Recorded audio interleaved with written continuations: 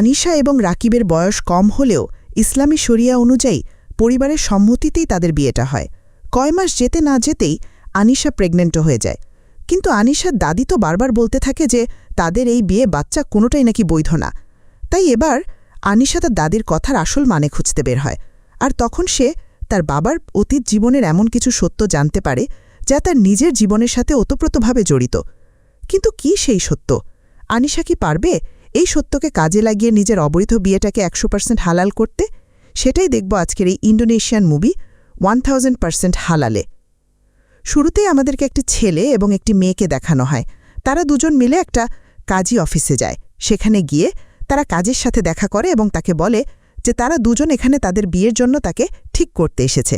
তো এখানে বলে দেই যে ছেলেটির নাম হলো রাকিব এবং মেয়েটির নাম আনিশা। তারা দুজন তাদের বিয়ে নিয়ে অনেক বেশি এক্সাইটেড ছিল।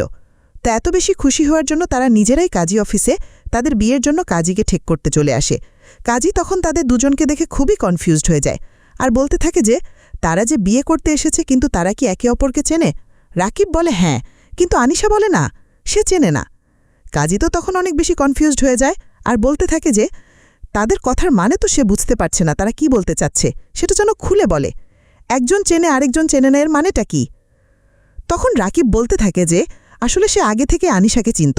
সে সবসময় তাকে ইনস্টাগ্রামে স্টক করত, তার পোস্টগুলোতে রিয়্যাক্টও দিত আর কমেন্টও করত। আনিশার যে কোনো প্রোগ্রামেও সে যেত। যেমন আনিশা যখন আর্চারি করতে যেত, তারপর ইসলামিক ইভেন্টগুলো অ্যাটেন্ড করত, তখন সব জায়গায় রাকিব দূর থেকে আনিশাকে সবসময় দেখত। সে অনেক আগে থেকেই তাকে অনেক পছন্দ করত। এরপরেই আনিশা বলে যে সে আসলে কখনো রাকিবকে দেখেওনি আর তাকে চেনেও না। তার বাবা রাকিবকে তার জন্য ঠিক করেছে আর সেটা খুব ভালো করেই জানে যে তার বাবা তার জন্য সবসময় সবচেয়ে উত্তম সিদ্ধান্ত নেবে। এখানে বলে দেই আনিশা বাবা মিস্টার তামিম ছিলেন একজন বিশিষ্ট স্কলার। সে সবাইকে সবসময় ইসলামের অনেক গুরুত্বপূর্ণ বিষয়গুলো সম্পর্কে শিক্ষা দিতেন। তিনি সবসময় তরুণদেরকে অল্প বয়সে বিয়ে করার জন্য উৎসাহিত করতেন আর তাছাড়া তিনি একজন ইসলামিক বই লেখকও ছিলেন। তিনি 100% হালাল নামের একটা বই লিখেছিলেন, যেই বইটি তরুণদের মাঝে অনেক বেশি বিখ্যাত। সেখানে তিনি তরুণদের জীবনে হালাল কাজের জন্য অনেক শিক্ষণীয় ব্যাপার উল্লেখ করেছেন। তার মধ্যে তরুণদের অল্প বয়সে বিয়ে করা কতটা হালাল এবং গুরুত্বপূর্ণ এই বিষয়ে তিনি উল্লেখ করেছেন। অন্যদিকে তখন দেখানো হয় রাকিব তো আনিশাকে অনেক পছন্দ করত, কিন্তু কখনো সাহস করে তাকে জানাতে পারেনি। তো এরপরে একদিন সে আনিশার বাবার লেখা সেই বইটি পড়ে আর এটা পড়েই সে এত সাহস পায় যে সে সরাসরি আনিশার বাবার কাছে চলে যায় এবং তার কাছে গিয়ে সে আনিশাকে বিয়ে করতে চায় এই ব্যাপারটা জানায়। আনিশার বাবা তখন তার সাহস দেখে এবং তার বই পড়ে সঠিক শিক্ষা নেওয়ার জন্য এটা বুঝতে পারে যে রাকিব আসলেই একটা ভালো ছেলে এবং সে আসলেই তার মেয়েকে অনেক বেশি ভালোবাসে। এজন্য সে রাকিবের সাথে আনিশার বিয়ে ঠিক করে। তো এরপরই দেখানো হয় বিয়ের দিন ঠিক করে আনিশা এবং রাকিবের বিয়েও দেওয়া হয়। তারা দুজন তো বেশ খুশি ছিল। তখনই কাজী রাকিবকে কবুল পড়তে বলতে থাকে। রাকিব কবুল বলতেই যাবে, ঠিক তখনই পেছন থেকে একজন মহিলা চিৎকার করে উঠে আর বলতে থাকে যে এই বিয়ে জায়েজ না, এই বিয়ে হতে পারে না। তো সেই বৃদ্ধ মহিলাটি হলো আনিশার দাদি। সে তখন সেখানে থাকা বাকি সবার কাছে জিজ্ঞেস করতে থাকে যে তাদের কাছে কি এই বিয়ে জায়েজ বলে মনে হচ্ছে। তখন কেউ তো তার কথার সাথে এগ্রি করে না। দাদি তখন সাথে সাথেই অজ্ঞান হয়ে যায়। তো দাদি কেন এই কথা বলেছে তা তো আমরা পরবর্তীতেই জানতে পারব। যাই হোক, তো এই সময় তার দিকে তামিম বেশি খেয়াল করে না। এরপরেই মেয়ের বিয়ের বাকি কাজটুকু করে নেয়। তখন তো রাকিব এবং আনিশার বিয়েটাও সম্পন্ন হয়ে যায়।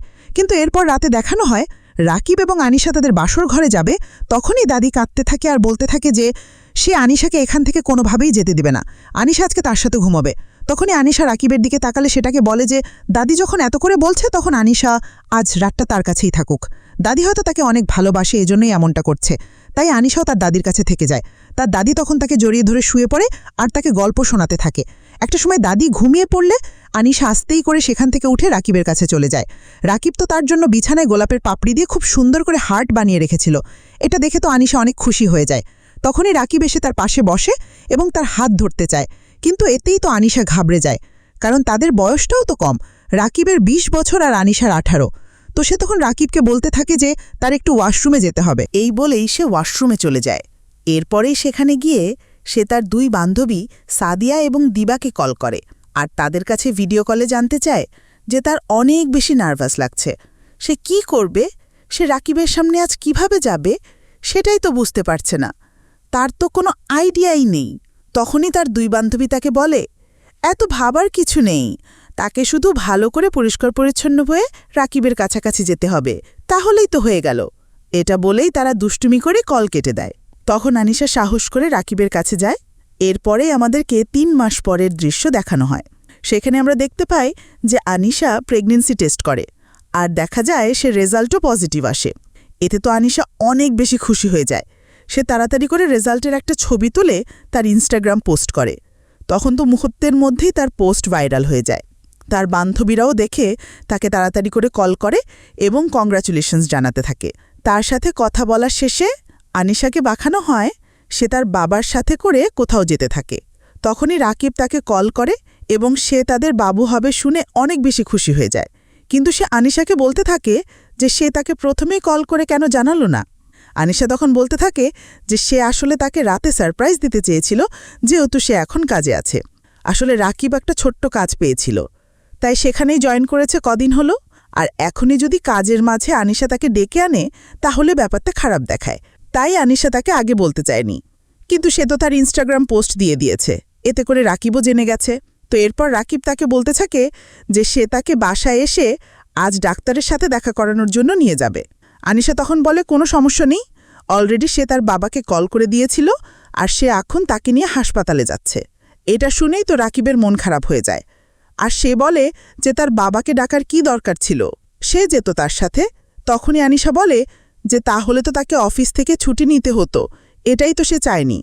রাকিব তখন বলে যে হ্যাঁ, এটা সে ঠিক বলেছে, কিন্তু সে যেন সাবধানে যায় আর কি রিপোর্ট আসলো তা যেন তাকে ঠিকমতো জানায়। এটা বলেই সে কল কেটে দেয়। কিন্তু রাকিবের তো তখনও মন খারাপ থাকে, কারণ সে তার ওয়াইফের সাথে যেতে পারল না, তাও এত ইম্পর্ট্যান্ট একটা দিনে। এরপরে দেখানো হয় যে আনিশার আল্ট্রাসাউন্ড করানো হয়। ডাক্তার তখন তাদেরকে জানায় যে বাচ্চা একদম সুস্থ আছে, কিন্তু এরপর থেকে আনিশার লাইফস্টাইলে চেঞ্জেস আনতে হবে। তাকে সবসময় হ্যাপি থাকতে হবে, বেশি স্ট্রেস নেওয়া যাবে না, তাছাড়া ভারী কোনো কাজও করা যাবে না, নিজের প্রতি অনেক খেয়াল রাখতে হবে। তখনই তামিম অর্থাৎ আনিশার বাবা বলে যে কোনো সমস্যা নেই, তারা সর্বক্ষণ আনিশার উপর নজর রাখবে। এই কথা শুনে ডাক্তার বলে যে খুব বেশি পজিটিভ হওয়ার আবার দরকার নেই, কারণ আনিশাকে তার প্রেগন্যান্সিও এনজয় করতে দিতে হবে। এরপর ডাক্তার আরও বলতে থাকে যে আরেকটা বিষয় যেটা তাদের মাথায় রাখা অনেক বেশি গুরুত্বপূর্ণ, আর তা হলো যে স্বামী স্ত্রী কাছাকাছি আসার সময় বেশি অ্যাগ্রেসিভ হলে কিন্তু বাচ্চার ক্ষতি হয়ে যাবে, এটা যেন তারা মাথায় রাখে।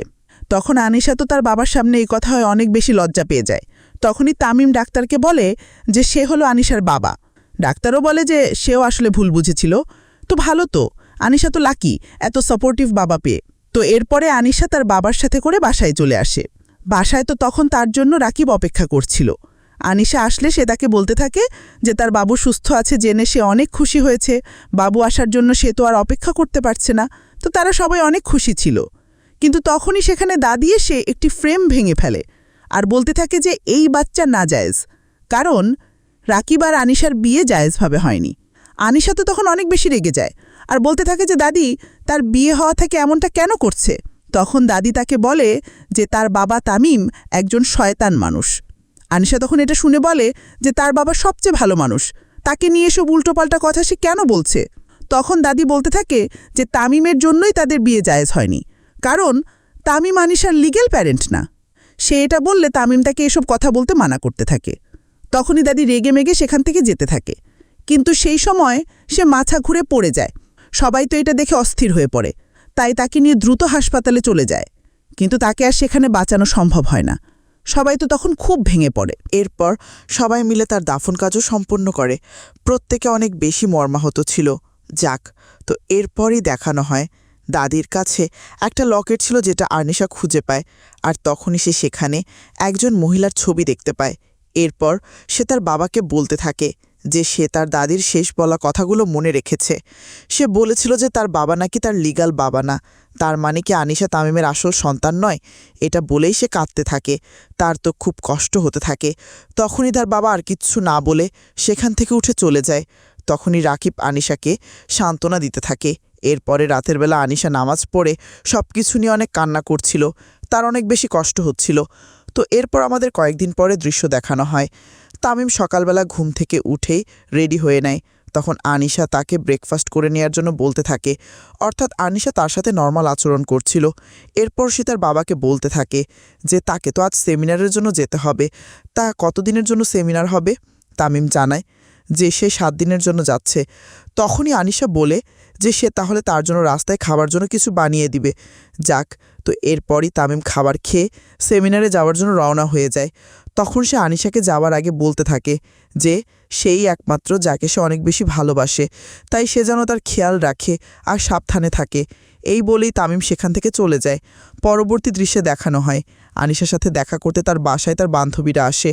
তারা এসেই তো আনিশার পাওয়া সেই লকেটের মহিলাকে দেখে বলতে থাকে যে তার মানে এই হলো আনিশার মা। তার মা তো দেখতে অনেক বেশি সুন্দর ছিল, একদম আনিশার মতো। তখন আনিশা তাদের বলতে থাকে যে সে শুনেছে যে তার মা নাকি ক্যান্সারে মারা গিয়েছে, আর এর জন্য হয়তো তামিম এবং তার ওয়াইফ মিলে তাকে অ্যাডপ্ট করেছিল, আর তার জন্যই হয়তো দাদি তার সাথে ভিন্নভাবে আচরণ করত। তখন তার ফ্রেন্ড তাকে বলে যে তার এমনভাবে বলা ঠিক হবে না, কারণ তার দাদি সবসময় তার অনেক ভালো করে খেয়াল রাখত। যদিও তার দাদি একটু ওভার প্রোটেক্টিভ ছিল এবং মাঝে মাঝে একটু অ্যানোয়িংও ছিল, কিন্তু সে আনিশাকে ঠিকই ভালোবাসত। আনিশা তখন বলতে থাকে যে তার দাদির ওভার প্রোটেক্টিভ নেচার তাকে আরও বেশি ভাবাচ্ছে। তাছাড়া বিয়ের সময় সে বলেছিল যে এই বিয়ে নাকি জায়েজ না। তারপর তার বাচ্চা হওয়ার কথা শুনেও তার দাদি বলেছে যে এই বাচ্চাও না জায়েজ, কারণ তাদের বিয়ে নাকি ইসলামের শরীয়ত মোতাবেক ঠিক নিয়মে হয়নি।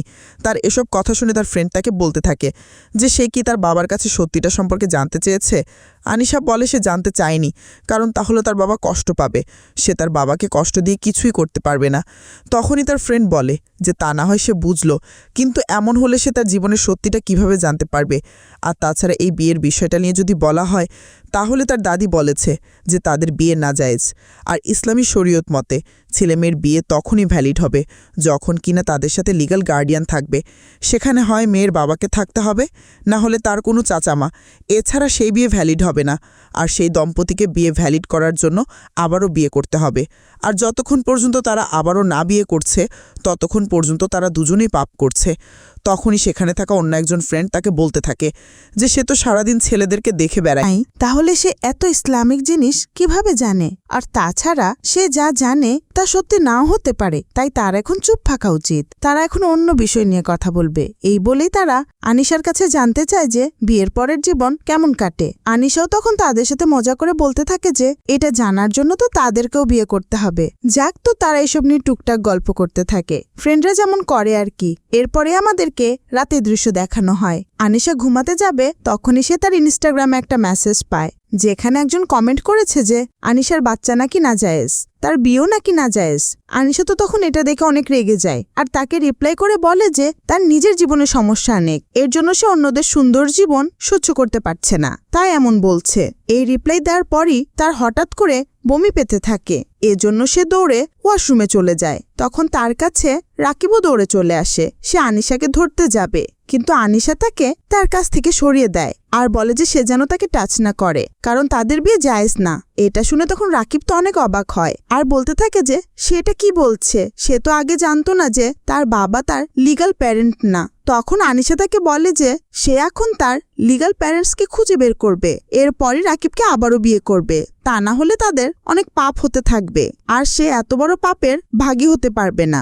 এই বলে সে সেখান থেকে চলে যায়। তাই তারা পরবর্তী দিন দুইজন সেই লকেটের মহিলাটিকে খোঁজার জন্য বেরিয়ে পড়ে। এরপরেই তারা একটা গ্রামের সন্ধান পেয়ে সেই গ্রামে চলে যায়। সেখানে গিয়ে গলিতে গলিতে ঘুরে তারা সবার কাছে সেই লকেটের ছবিটি দেখে জানতে চায় যে তারা এই মহিলাকে দেখেছে কিনা, কিন্তু কেউ তাদেরকে এই মহিলার খোঁজ দিতে পারে না। তো এরপরেই সকাল থেকে রাত হয়ে যায়। তখন রাকিব আনিশাকে বলে যে এমনিতেই রাত হয়ে গেছে, তারপর আবার বৃষ্টি হচ্ছে, তাই তারা আবারও কালকে খুঁজতে বের হবে। এটা বলেই তারা একটা হোটেলে যায়, কিন্তু ওই হোটেলে তো বেশিরভাগ প্রস্টিটিউটরা আসতো। তাই তখন সেই হোটেলের রিসেপশনে থাকা লোকটি মনে করে যে রাকিব আর আনিশা হয়তো এরকম কোনো কারণে এসেছে। তখন এটা বুঝতে পেরে রাকিব তো অনেক বেশি রেগে যায় আর লোকটিকে বলতে থাকে যে তারা হাজব্যান্ড ওয়াইফ, সেই জন্য মোটেই কোনো উল্টোপাল্টা কথা না বলে। এরপরই সে তার থেকে রুমের চাবি নিয়ে রুমে চলে আসে। কিন্তু তখন যখন রাকিব ফ্রেশ হয়ে আনিশার কাছে যাওয়ার চেষ্টা করে তখনই আনিশা তাকে তার থেকে সরিয়ে দেয়। এরপর বলতে থাকে যে তাদের বিয়ে লিগ্যাল না হওয়া পর্যন্ত তারা শারীরিক সম্পর্ককে কি একে অপরের কাছাকাছি আসবে না। আর আজ রাতে রাকিব সোফার উপর গিয়ে ঘুমাবে। রাকিব তখন তাকে কিছু বলতে যায়, কিন্তু তখনই আনিশা তাকে বলে যে সে যদি তার কথা না শোনে তাহলে সে রুম থেকেই বের হয়ে যাবে। এই কথা শুনে তো বেচারা রাকিব গিয়ে সোফার উপরেই শুয়ে পড়ে। এরপরই আমাদেরকে পরবর্তী দিনের দৃশ্য দেখানো হয়। রাকিব এবং আনিশা আবারও বেরিয়ে পড়ে। তখন তারা ঘুরতে ঘুরতে একটি বাড়ির সামনে গিয়ে পৌঁছায়। তখন সেখানে থাকা একটি মহিলাকে আনিশা সে ছবিটি দেখায়। মহিলাটি তখন তাকে বলে যে ছবি দেখে কি কাউকে চেনা যায় নাকি, চিনতে হলে তো নাম জানা লাগবে। আনিশা বলে যে সে নাম জানে না, কিন্তু এটা জানে যে এই ছবিতে থাকা মহিলাটি একজন জাইপঙ্গান ড্যান্সার। তখন সেই মহিলা বলে যে জাইপঙ্গান ড্যান্সারদেরকে দিনের বেলায় দেখা যায় না, তারা মূলত রাতে বের হয়, তাই সে যেন রাতে খুঁজতে বের হয় তাকে। এরপরেই আনিশা রাকিব মিলে সামনে এগোতে থাকে। তখনই দেখানো হয় যে একটা ছেলে তাদের দুজনকে দূর থেকে দেখছে, আর এরপর সে তাদেরকে ফলো করতে থাকে। কিছু দূর যাওয়ার পর সন্ধ্যা হয়ে এলে রাকিব আনিশাকে বলতে থাকে যে তাদের আজকের মতো খোঁজাখুঁজি থামিয়ে দেওয়া উচিত হবে, আর তাছাড়া আনিশার এত বেশি হাঁটাহাঁটি করাও ঠিক হবে না। তখন আনিশা তাকে বলতে থাকে যে না, সে আরো কিছুক্ষণ খুঁজবে। তখন রাকিব বলে যে আচ্ছা ঠিক আছে, তাহলে সে একটু এখানে বসুক, সে ওয়াশরুম থেকে আসছে। আনিশাও তখন সেখানে বসে থাকে। সেই সময় তার কাছে সেই ছেলেটা আসে। সে এসেই তাকে বলতে থাকে যে সে কোন মহিলাকে খুঁজছে, তার ছবিটাকে দেখাতো।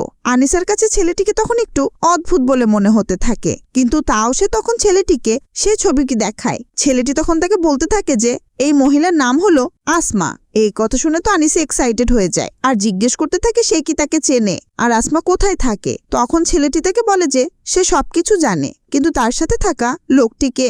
আনিশা তখন তাকে মিথ্যা বলে যে তার সাথে থাকা লোকটি হলো তার ফ্রেন্ড। তখন ছেলেটি বলে যে ওই দিকে হলো তার বাসা, সেজন্য রাত 11টার দিকে তার সাথে দেখা করতে সেখানে আসে, আর সেজন্য তার ফ্রেন্ডকে না নিয়ে আসে, তাহলে সে তাকে সব বলে দিবে। আনিশাও তো তার কথায় রাজি হয়ে যায়। তখনই সেখানে রাকিব ফিরে আসলে ছেলেটি সেখান থেকে তাড়াতাড়ি করে চলে যেতে থাকে। রাকিবদের কাছেও ছেলেটিকে অদ্ভুত লাগে, কিন্তু আনিশা সে তাকে সেখান থেকে আবারও হোটেলে নিয়ে আসে। এরপর দেখানো হয় রাত 11টা বেজে যায়। আনিশা তখন দেখে যে রাকিব ঘুমিয়ে গেছে, তাই সে আস্তে করে রুম থেকে বের হয়ে যায়। তারপর সে ছেলেটির বলা বাসায় চলে যায়। সেখানে গিয়ে ছেলেটি তাকে বাসার মধ্যে আসতে বলে। এরপরে সে দরজা লক করে দেয়। আনিশা তখন তাকে আসমার ব্যাপারে জানাতে বলে, কিন্তু ছেলেটি তো তখন তাকে খারাপ নজরে দেখছিল। সে বলতে থাকে যে আরে এত তাড়াহুড়ার কি আছে, ধীরে ধীরে তার কাজের কথায় আসবে। আনিশা তখন তাকে তার থেকে দূরে থাকতে বলে। ঠিক তখনই সেখানে একটা লোক চলে আসে। এই লোকটির নাম হলো সিম্বা। সিম্বা সেখানে এসে সেখানে থাকা ছেলেটিকে বেশ বকা দিতে থাকে আর বলতে থাকে যে সে আনিশাকে ভয় কেন দিচ্ছে। ছেলেটি তখন বলে যে সে আসলে প্র্যাঙ্ক করছিল। এরপরে সিম্বা আনিশাকে বলে সে তো নিশ্চয় তাকে চিনতে পেরেছে। আনিশা তখন মনে করার চেষ্টা করে, আর তখন তার মনেও পড়ে যায় যে সিম্বা হলো একজন মিউজিক আর্টিস্ট, সে ইউটিউবে মিউজিক ভিডিও বানায়। সিম্বা তখন তাকে বলে যে আসলে তার এই ছেলেকে দিয়ে আনিশাকে এখানে আনিয়েছে, কারণ আনিশা যেহেতু একজন ইনফ্লুয়েন্সার, তাই তাকে দিয়ে সে তার মিউজিক ভিডিও প্রমোট করাতে চায়। আনিশা তখন এক কথা শুনে তাকে বলে যে সে এখানে এগুলো করতে আসেনি, সে আসমা সম্পর্কে জানতে এসেছে, তাই তারা তাড়াতাড়ি করে যেন তাকে আসমা কোথায় সেটা জানিয়ে দেয়। তো আনিশা রেগে গেলে সিম্বা তো বেশ ভয় পেয়ে যায় আর বলতে থাকে যে আসমা গ্রামের দক্ষিণ কোণে থাকে, সেখানে একটা নাচের প্রোগ্রাম আছে, ওখানেই আসমা ডান্স করে। এই কথা শুনে আনিশা সেখান থেকে যেতে নিবে, কিন্তু তখনই সেখানে রাকিব চলে আসে। তাকে দেখে তো সিম্বা আরও বেশি ঘাবড়ে যায় আর রাকিবকে বলতে থাকে যে সে উল্টোপাল্টা কিছু মনে করুক, তার আগে সে বলে দিচ্ছে যে এখানে তেমন কিছুই হচ্ছিল না। তারা তাদের দূরত্ব মেনটেন করে আনিশার সাথে কথা বলেছে। আনিশা তখন রাকিবকে বলে যে তার কাজ হয়ে গেছে, এই বলে সে রাকিবকে নিয়ে সেখান থেকে বেরিয়ে যায়। রাকিব তখন আনিশাকে বলতে থাকে যে সে এভাবে তাকে না জেনে কেন বের হলো। আনিশা তখন বলে যে তার এটা করা ভুল হয়ে গেছে, সে আর কখনো করবে না, কিন্তু সে তো এই ছবিতে থাকা মহিলার খোঁজ পেয়ে গেছে। তখনই সে রাকিবের সাথে করে সেই ছেলেদের বলা জায়গায় যায়। সেখানে আমাদেরকে একটি মহিলাকে নাচতে দেখানো হয়। অনেক মানুষ তার নাচ দেখছিল, আর তখনই সেখানে গান বাজনাও হচ্ছিল। মহিলাটি তার জাইপং গান ডান্স করার শেষে স্টেজ থেকে নেমে যায়। এই মহিলাটি হলো সেই ছবিতে দেখানো আসমা। আসমা তো তখন তার বাসার দিকে যাচ্ছিল, তখনই রাকিব আর আনিশা মিলে তাকে ফলো করতে থাকে। পথে দেখানো হয় আসমা তার পোষক কুকুরের সাথে দেখা করে এবং কুকুরটিকে প্রেগনেন্ট দেখে বলতে থাকে যে তার এই বাচ্চার বাবা কোথায়, সে কি তাকে এভাবে প্রেগনেন্ট অবস্থায় ফেলে রেখে গিয়েছে। ছেলের আসলে এমনই হয়। এই বলেই সে কুকুরটিকে নিয়ে সেখান থেকে তার বাসায় চলে যায়। আনিশা এবং রাকিব তো তাকে দূর থেকে দেখতে থাকে। তখনই রাকিব আনিশাকে বলে যে তারা এভাবে দূর থেকে তাকে কেন দেখছে, তাদের তো সরাসরি যে কথা বলা উচিত। তখন আনিশা তাকে বলে যে না, সে সরাসরি এখন কথা বলতে পারবে না, কারণ 18 বছর ধরে সে অন্য কাউকে তার মা জেনে এসেছে, আর তাছাড়া আসমাও তো মনে হয় তাকে চিনতে পারবে না। তো সে এখন এটা ঠিক করেছে যে সে আসমার কাছে যাবে না। এই বলে সে চলে যেতে থাকে। রাকিব তখন তার কাছে যায় এবং তাকে বলতে থাকে যে এভাবে তার মায়েরা তো কাছাকাছি এসে আনিশা কেন চলে যেতে চাচ্ছে, তাদেরকে সত্যিটা জানতে হবে এবং আবারও বিয়ে করতে হবে। তখন আনিশা তাকে বলে যে তার অনেক বেশি আনইজি লাগছে, তার পক্ষে এখনই আসমার সামনে নিজেকে ইন্ট্রোডিউস করা সম্ভব না, তাকে অন্য কোনো পথ খুঁজে বের করতে হবে। দৃশ্য চলে যায় পরদিন সকালে। আনিশা রাকিবকে নিয়ে বাস স্ট্যান্ডে যায়। রাকিব তখন তার কাছে জানতে চায় যে তারা এখানে কেন এসেছে। আনিশা তখন তাকে জানায় যে সে একটু পরেই জানতে পারবে। তো কিছুক্ষণ পর সেখানে একটা বাস থেকে আনিশার দুই ফ্রেন্ড সাদিয়া এবং দিবা নেমে আসে। রাকিব তখন আনিশাকে বলে যে তারা দুজন এখানে কি করছে। আনিশা তখন বলে যে তাদের এখানে প্রয়োজন আছে, তাই তারা এসেছে, আমি তাদেরকে আসতে বলেছি। তো এরপরই তারা চারজন মিলে আসমার বাসার অফিসে যেতে থাকে। তখন আসমার বাসার সামনে গেলে সাদিয়া আনিশাকে সাহস করে আসমাকে বাইরে ডাকতে বলে। আনিশাও তখন দীর্ঘশ্বাস ফেলে আসমাকে ডাকতে থাকে। আসমা তখন সেখান থেকে বেরিয়ে আসলে সাদিয়া বলে ওঠে যে সে তো একদম আনিশার মতো অনেক সুন্দর দেখতে। তখনই পাশ থেকে দিবা তাকে চুপ করিয়ে দেয়। এরপরে আনিশা আসমাকে বলতে থাকে যে তারা আসলে জাকার্তা ইউনিভার্সিটি থেকে এখানে এসেছে। তারা এই গ্রাম নিয়ে স্টাডি করতে চায় এবং আসমার কাছে জাইপঙ্গান ড্যান্স শিখতে চায়। আসমা তখন তাদেরকে বলতে থাকে যে তারা ভুল বাড়িতে এসেছে, সে কোনো ড্যান্স পারে না। এই বলেই সে তার বাসার মধ্যে চলে যায়। তার আচরণ তখন তাদের কাছে খুবই অদ্ভুত লাগে।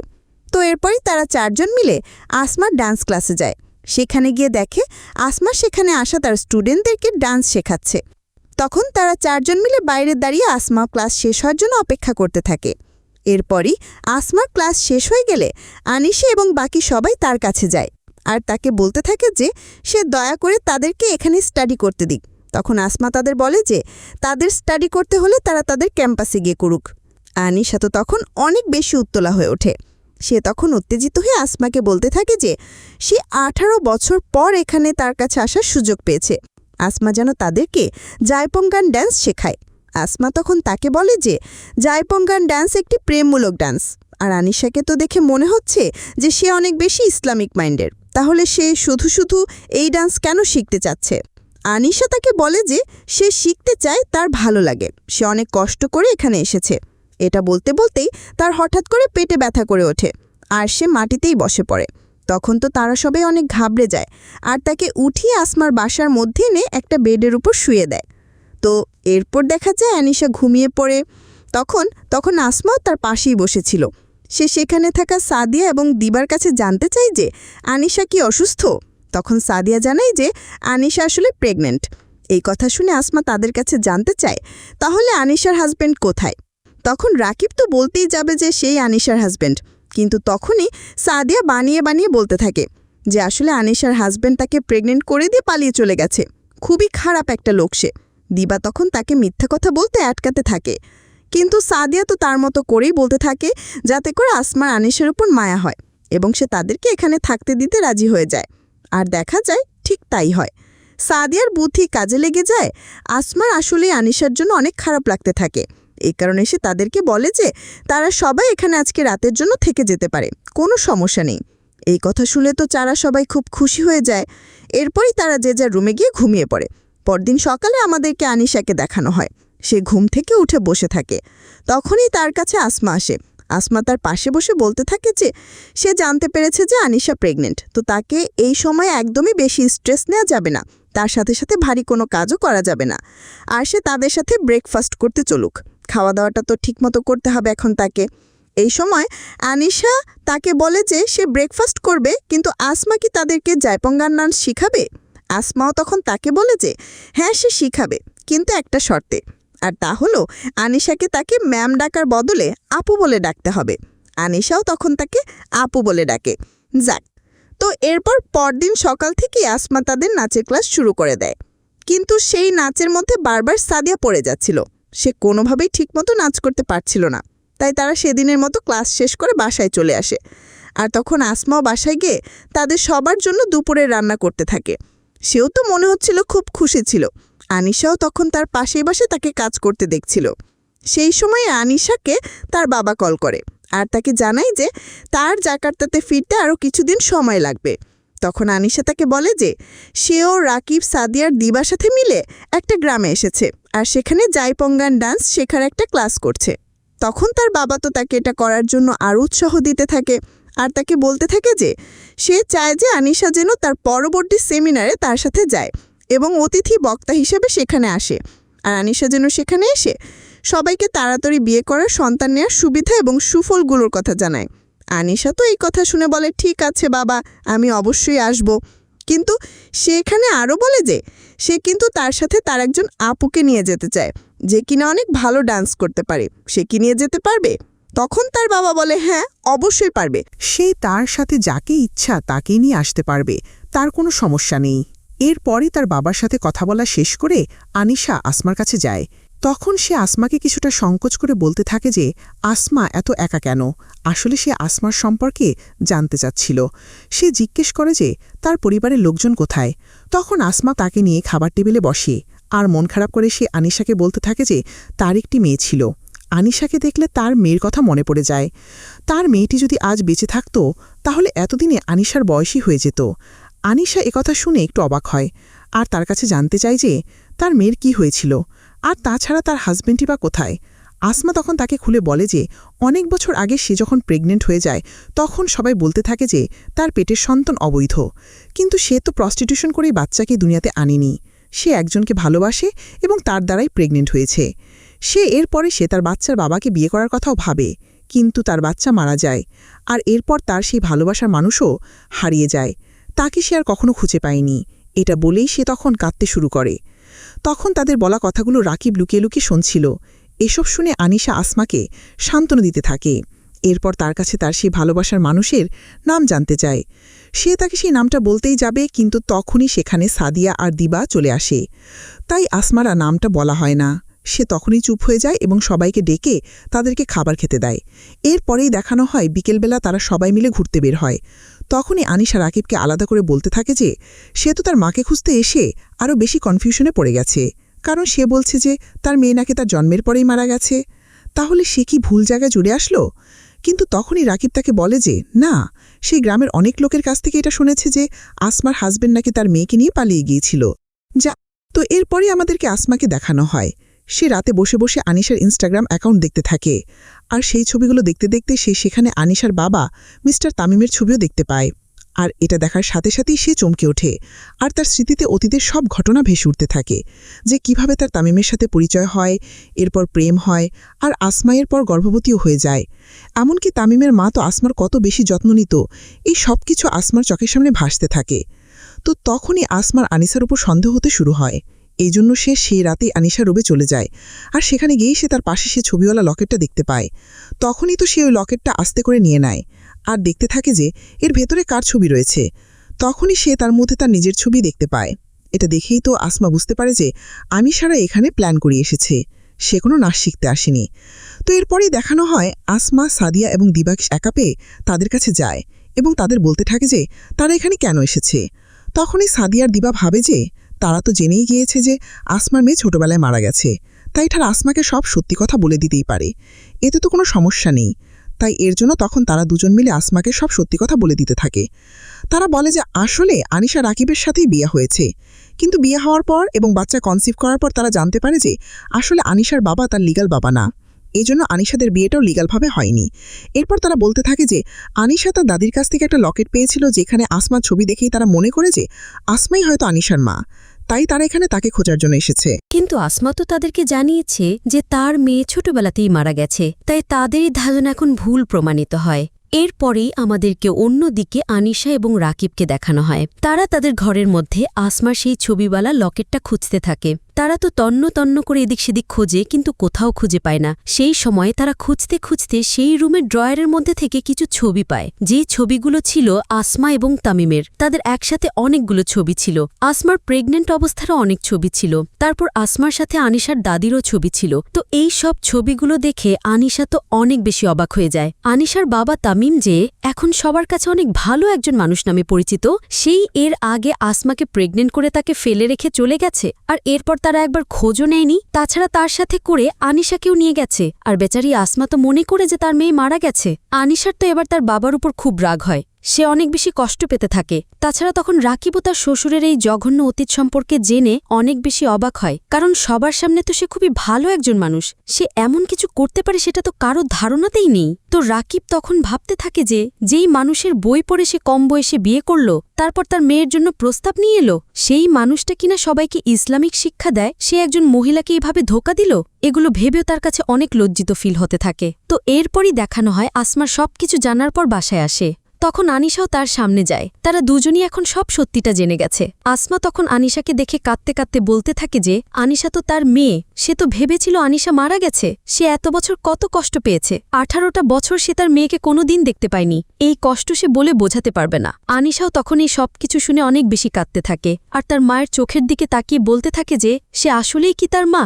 আসমা তখন তাকে বলে যে হ্যাঁ, সেই তার মা, সেই তাকে জন্ম দিয়েছে। তখন আনিশা তার কাছে জানতে চায় যে সে যদি তার মা হয় তাহলে তার বাবা কে, কারণ তার দাদি তো বলেছিল তার বাবা নাকি তার লিগ্যাল প্যারেন্ট না।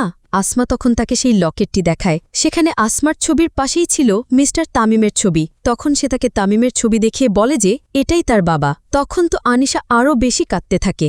আনিশা তো এতদিনে তার জীবনের সত্যিটা জানতে পেরেছে, তো তার মনে হতে থাকে যে সে যেন তার জীবনে জীবন খুঁজে পেয়েছে। তার তো অনেক বেশি শান্তি লাগতে থাকে, কারণ সে তার বাবা এবং মা দুজনেরই খবর আজকে জানতে পেরেছে। তো এরপরেই আনিশা তার মা আসমাকে সাথে করে নিয়ে জাকার্তার উদ্দেশ্যে বেরিয়ে পড়ে। জাকার্তায় গিয়ে আনিশা তার মা আসমা এবং বাবা তামিমকে একে অপরের মুখোমুখি করে। কিন্তু তখন দেখা যায় মিস্টার তামিম তো কোনো কথাই বলে না, সে আরও সেখান থেকে চুপচাপ উঠে চলে যেতে থাকে। এইটা দেখে তো এবার আনিশা অনেক বেশি রেগে যায়, তাই সে তখনই উঠে দাঁড়িয়ে তার বাবাকে বলতে থাকে যে সে প্রত্যেকবারের মতো আজকেও এখান থেকে উঠে যাবে। আর কত সেই বিষয়টা এড়িয়ে যেতে চাচ্ছে, সে তো জীবনে অনেক বেশি পাপ করে ফেলেছে, তার তো এখন আল্লাহকে ভয় করা উচিত। সে আরও বলে যে ছোটবেলা থেকে আনিশা তার বাবার সব কথা শুনেছে, সে যখন যা করতে বলেছে সে ঠিক সেইভাবেই সেই কাজটা করেছে। সে কোনো সময় তার বাবার সিদ্ধান্তকে ডাবল ক্রস করেনি, সবসময় ভেবেছে যে তার বাবা হলো একজন ফেরিস্টার মতো মানুষ, তাই সে তার জন্য যখন যেই সিদ্ধান্ত নিবে সেটাই তার জীবনে বেস্ট হবে। কিন্তু সেই মানুষ যে এতটা নীচ হবে, অজ্ঞ, মুনাফিক এবং চরিত্রহীন হবে,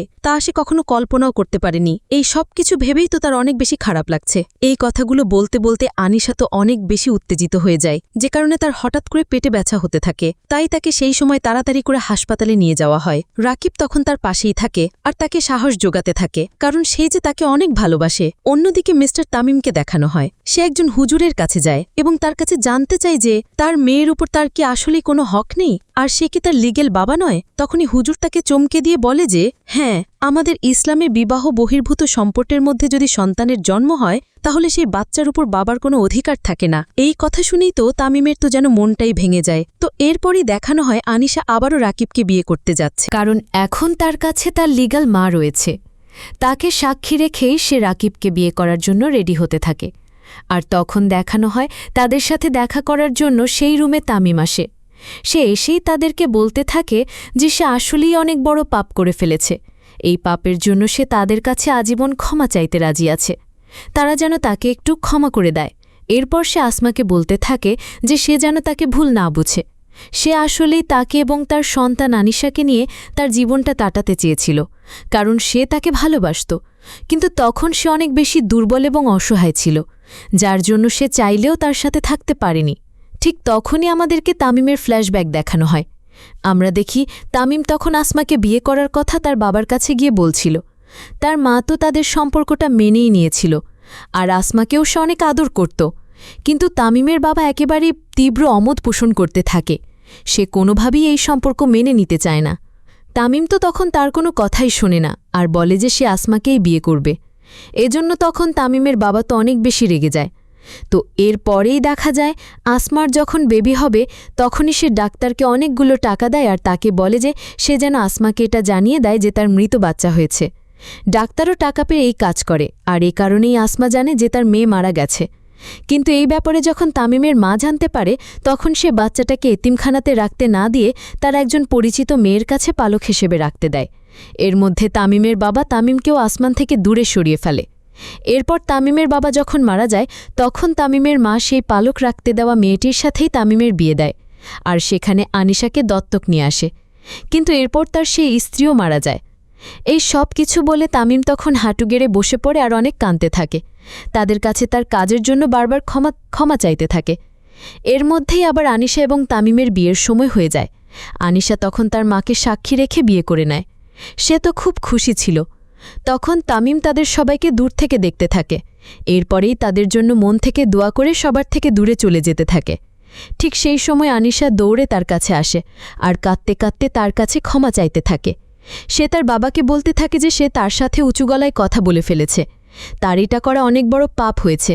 তাদের ইসলামে আছে যে সন্তান যেন তার বাবা মার সাথে মজার ছলেও চিৎকার করে কথা না বলে।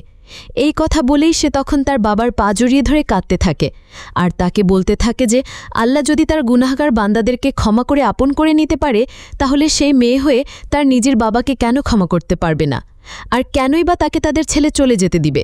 তখনই সে কান্না করে বলতে থাকে যে সে যেন তাদেরকে ছেলে কোথাও না যায়। তখন সেখানে আসমা, রাকিব সবাই চলে আসে।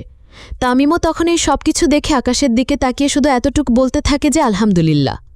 আর এরই সাথে এই গল্পটাও এখানেই শেষ হয়ে যায়। আর এরপর থেকে হয়তো তারা সবাই মিলে একটা হ্যাপি ফ্যামিলি হয়েই থাকবে সারা জীবন। এই তো ছিল আজকের একটা শিক্ষণীয় ইন্দোনেশিয়ান গল্প। এই গল্পটা আপনাদের কাছে কেমন লেগেছে সেটা অবশ্যই আমাদেরকে কমেন্ট করে জানাবেন। যদি এতটুকু ভালো লেগে থাকে তাহলে একটি লাইক দিয়ে যাবেন।